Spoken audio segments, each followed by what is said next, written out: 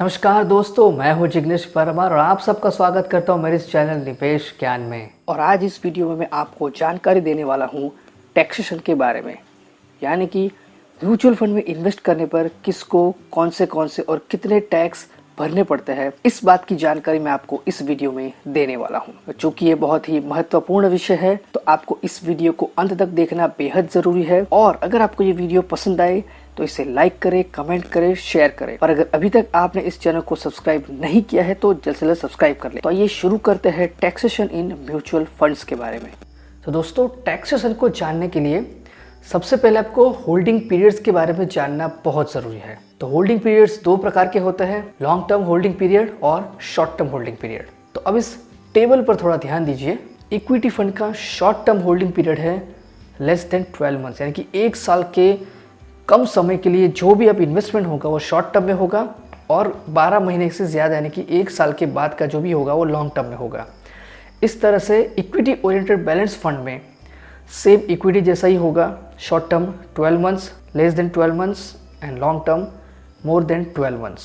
इस तरह से debt oriented balance fund and debt fund में शॉर्ट टर्म पीरियड है वो 36 महीने यानी कि 3 साल का है। 3 साल से कम समय का जो भी इन्वेस्टमेंट होगा वो शॉर्ट टर्म में आएगा और 3 साल और उससे ज्यादा का कोई भी इन्वेस्टमेंट होगा वो लॉन्ग टर्म आएगा डेट फंड में। तो दोस्तों, यहाँ पर मैं आपको एक बात बताना चाहूंगा, हाइब्रिड कैटेगरी में जो भी इक्विटी ओरिएंटेड फंड है उसमें इक्विटी का एक्सपोजर अगर 65% से ज्यादा है तो वो इक्विटी कैटेगरी में आएगा फॉर टैक्सेशन पर्पस। और 65% से कम होल्डिंग है इक्विटी का या तो फिर इक्वल है 50-50% है इक्विटी और डेट का, तो उसको डेट कैटेगरी में कंसीडर किया जाएगा टैक्सेशन के लिए। तो अब सबसे पहले हम देखते हैं इक्विटी स्कीम के अंदर टैक्सेशन। दोस्तों, इक्विटी स्कीम में long term capital gain tax 10% है अगर आपका कैपिटल गेन 1 लाख के ऊपर जाता है, तो वो भी लॉन्ग टर्म यानी कि 12 महीने से ज्यादा का। तो आइए एक एग्जांपल से आपको समझाने की कोशिश करता हूं। तो मान लीजिए कि आपने 10 लाख रुपए कोई इक्विटी स्कीम में इन्वेस्ट किए हैं और 1 साल के बाद उसका जो रिटर्न है वो 10 से 12 लाख का हो गया है।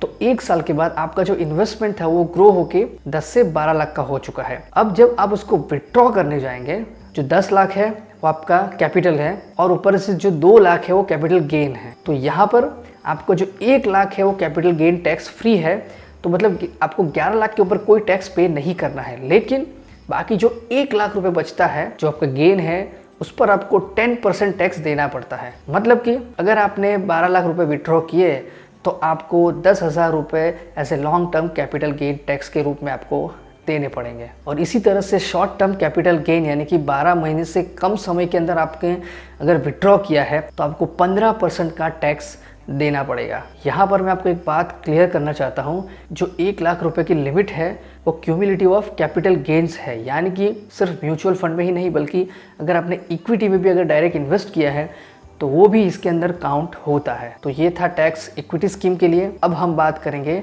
डेट फंड के टैक्सेशन के बारे में। तो दोस्तों, यहाँ पर जैसे आपको बताया कि लॉन्ग टर्म है 36 महीने के बाद का और शॉर्ट टर्म है 36 महीने से कम का पीरियड जो है वो शॉर्ट टर्म है। तो यहाँ पर डेट फंड के अंदर जो लॉन्ग टर्म कैपिटल गेन है वो 20% है विथ इंडेक्सेशन। और शॉर्ट टर्म कैपिटल गेन में कोई डायरेक्ट परसेंटेज नहीं है, लेकिन जो शॉर्ट टर्म कैपिटल गेन है वो आपको आपकी जो इनकम है उसके अंदर उसको काउंट किया जाता है, उससे आपकी इनकम ही मान लिया जाता है और आपके इनकम टैक्स के स्लैब के हिसाब से आपको इनकम टैक्स पे करना पड़ता है। तो दोस्तों, सिंपल भाषा में बताएं तो इंडेक्सेशन के साथ डेट फंड का जो लॉन्ग टर्म कैपिटल गेन है वो 20% है और शॉर्ट टर्म कैपिटल गेन में आपको कोई परसेंटेज नहीं है, लेकिन वो एज आपकी इनकम मान लिया जाता है और आपके इनकम टैक्स के स्लैब के हिसाब से आपको उसका इनकम टैक्स भरना पड़ता है। दोस्तों, अब बात करेंगे सिक्योरिटीज़ ट्रांजैक्शन टैक्स यानी कि STT।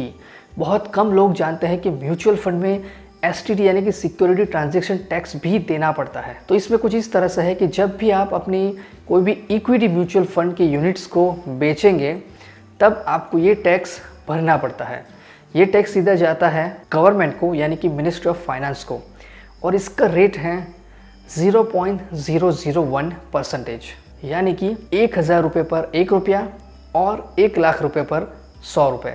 इतने पैसे आपको सिक्योरिटी ट्रांजैक्शन टैक्स के रूप में आपको देने पड़ते हैं जब भी आप कोई भी इक्विटी स्कीम को विड्रॉ करोगे और ये टैक्स जाएगा गवर्नमेंट को। और ये जो टैक्स है वो डेट फंड कैटेगरी की स्कीम पर एप्लीकेबल नहीं है। यानी कि अगर आप जब भी कोई डेट फंड के अंदर आप विड्रॉल करते हो, रिडम्पशन करते हो या तो फिर उसकी यूनिट्स को बेचते हो, तब आपको ये टैक्स नहीं देना है। तो दोस्तों आखिरी टैक्स के बारे में बात करेंगे और वो है डिविडेंड डिस्ट्रीब्यूशन टैक्स यानी कि DDT। ये टैक्स पहले म्यूचुअल फंड स्कीम्स के द्वारा पे किया जाता था, लेकिन अब ये जो टैक्स है वो इन्वेस्टर के द्वारा डायरेक्टली गवर्नमेंट को पे किया जाएगा। तो इक्विटी स्कीम का डिविडेंड डिस्ट्रीब्यूशन टैक्स था 10% और डेट कैटेगरी का यानी कि डेट फंड का DDT था 25%। लेकिन इसके अंदर सरचार्ज और सेस मिला के इक्विटी का DDT होता था 11.64% और डेट कैटेगरी का जो DDT होता था वो था 29.12%। लेकिन अभी हाल ही में आए गवर्नमेंट के नए नियम के मुताबिक अब कोई भी म्यूचुअल फंड कंपनी को DDT पे नहीं करना है, लेकिन उसके बदले में सारा डिविडेंड वो इन्वेस्टर को दे देगी और इन्वेस्टर अपने टैक्स ब्रैकेट के हिसाब से गवर्नमेंट को टैक्स पे करेगी। यानी कि डिविडेंड को अब इनकम के रूप में मान ली जाएगी और इन्वेस्टर जो टैक्स ब्रैकेट में फॉल करता है उसी टैक्स ब्रैकेट के हिसाब से उसको ये टैक्स भरना पड़ेगा। तो दोस्तों साथ में हम ये भी जान लेते हैं कौन से म्यूचुअल फंड स्कीम में इन्वेस्टमेंट करने से इनकम टैक्स में टैक्स बेनिफिट लिया जा सकता है। तो दोस्तों ELSS कैटेगरी की स्कीम होती है यानी कि इक्विटी लिंक्ड सेविंग स्कीम।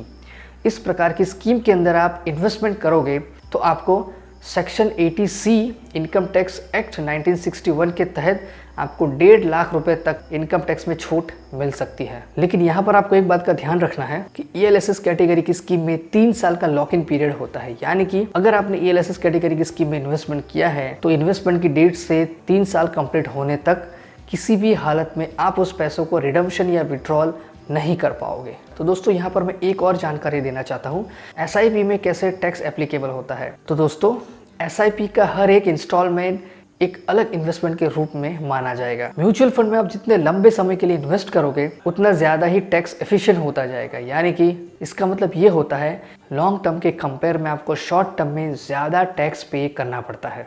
तो दोस्तों ये थी जानकारी टैक्सेशन इन म्यूचुअल फंड्स के बारे में। मैं आशा करता हूँ कि आपको ये वीडियो पसंद आया होगा, इसकी जानकारी आपको महत्वपूर्ण लगी होगी। अगर ऐसा है तो इस वीडियो को लाइक करें, कमेंट करें, शेयर करें और अगर अभी तक आप इस चैनल को सब्सक्राइब नहीं किया है तो सब्सक्राइब कर लें। तो मैं जिग्नेश परमार अब आपसे विदा लेता हूँ। मिलते हैं अगले वीडियो में एक और महत्वपूर्ण जानकारी के साथ। जय हिंद, जय भारत।